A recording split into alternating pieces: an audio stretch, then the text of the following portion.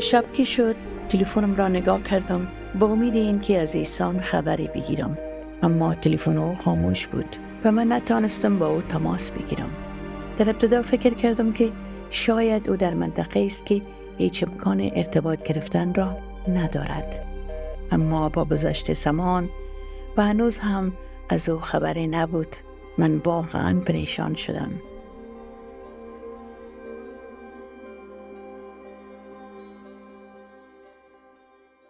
من منتظر بودم به امید هر نشانه ای که او خوب است.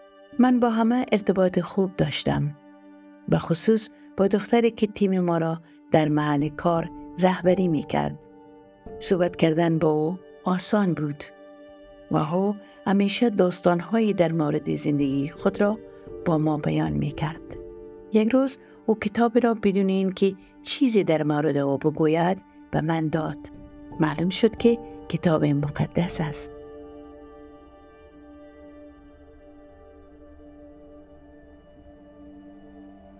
ایسان مرا بسیار دوست داشت. او گفت هر راهی که بروی من بهترین دوست تو هستم و تو را دنبال خواهم کرد. او به من اطمینان داد. من همیشه در پلویت راه می روم و به این ترتیب به مدت 6 ماه شروع به خواندن صفحات عهد عتیق و جدید کردیم.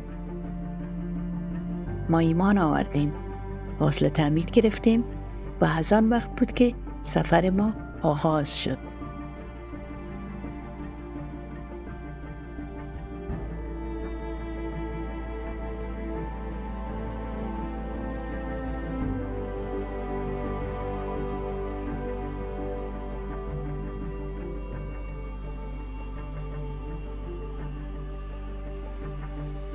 یک شب شوهرم پس از ملاقات با گروهی گم شد. آخر شب بود و ترس من بیشتر شد. احساس کردم چیزی بد اتفاق افتاده است. تلفنم را پنهان کردم با امید اینکه چیزی بهتر اتفاق داده باشد، اما از چیز بد می ترسیدم. 2 روز بعد متوجه شدم که جسدش را با آثار شکنجه پیدا کردن. وقتی خبر رو شنیدم در خانه بودم. پدرم هم آنجا بود. من به زمین افتادم و به حالت کما رفتم.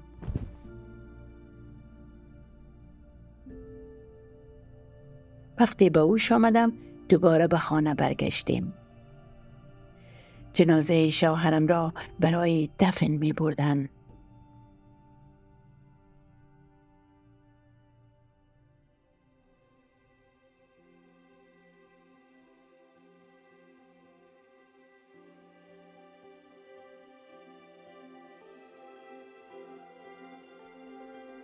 من هر روز با ایسان صحبت می کردم. حالا که او رفته هر شب با خدا حرف می زنم. من معتقدم که او به تمام دعای من گوش می دهد و مرا می شنود.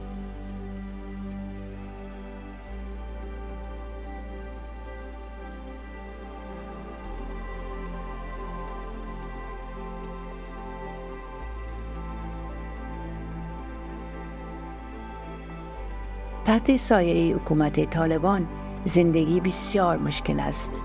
با این حال با پایداری در ایمان قوی خود در طوفان زندگی به پیش می رویم. همانطور که راه مسیر را انتخاب کرده ایم، این درک را پذیرفته ایم که این مسیر بدون آزمایش نیست، اما با امید و وعده هایی که خداوند به ما داده است استقامت می کنیم و این راه را ادامه می دهیم.